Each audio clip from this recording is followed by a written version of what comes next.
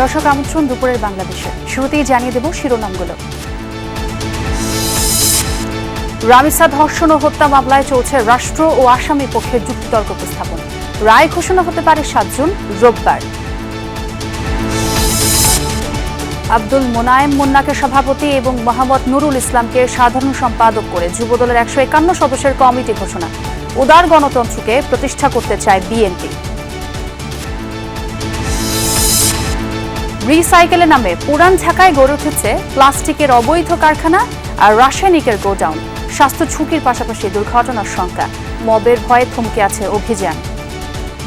সারা বাংলাদেশে মাল এখানে আসে, প্রসেস হয়, এখানে বাছাবাছি হয়। গন্ধটাও লাগে, আবার এই যে আপনার ধুলাবালিতে লাগে, ভিতরে আমি ঘুমাইতে পারি না। একটা মব সৃষ্টি হওয়ার সুযোগ থাকে। যারা অভিযানে যায় তারা নিজেরাও এখন ভয় পায়। ঈদের আগে পরের দুর্ঘটনায় 281 জনের মৃত্যু। রোড সেফটি ফাউন্ডেশনের প্রতিবেদন। 292টি দুর্ঘটনার প্রায় অর্ধেকই ঘটেছে মোটরসাইকেলের কারণে। বিদ্যুতের দাম বৃদ্ধিতে নতুন করে আয় ব্যয়ের হিসাব করছে সাধারণ মানুষ। বড় ধাক্কা আসবে উৎপাদন খাতে, কৃষিতেও পড়বে বিরূপ প্রভাব।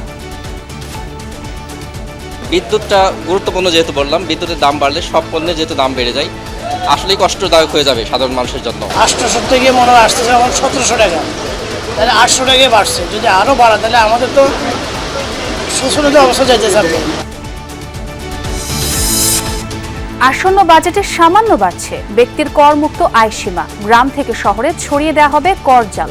সারা বছরই জমা দেওয়া যাবে আয়কর রিটার্ন।